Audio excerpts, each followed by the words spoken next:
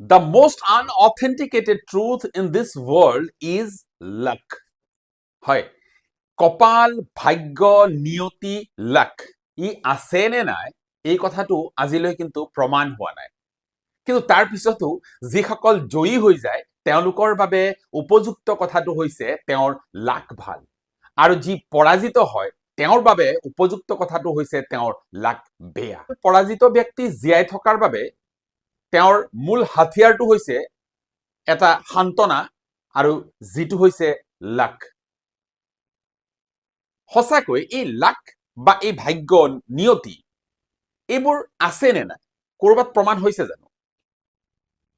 এজন সফল আৰু ধনী ব্যক্তিৰ এটা খুব সৰু কথা আপোনালোকক ক'ব বিচাৰিছো, সেইটো হৈছে ইলন মাস্ক। সকলোৱে চিনি পায়। ইলন মাস্কক যেতিয়া সোধা হ'ল যে আপোনাৰ সফলতাৰ মূল মন্ত্ৰ কি, তেতিয়া তেওঁ ক'লে যে মই অহা 10 বছৰলৈ কি কৰিম তাৰ এটা মই লিষ্ট তৈয়াৰ কৰো, আৰু সেই 10 বছৰত কৰিবলগীয়া কামটো মই কিদৰে এটা বছৰত সম্পূৰ্ণ কৰিব পাৰো সেইটোৰ ওপৰত মই কাম কৰো সততাৰে আৰু নিষ্ঠাৰে, যাৰ বাবে তেওঁ সফল।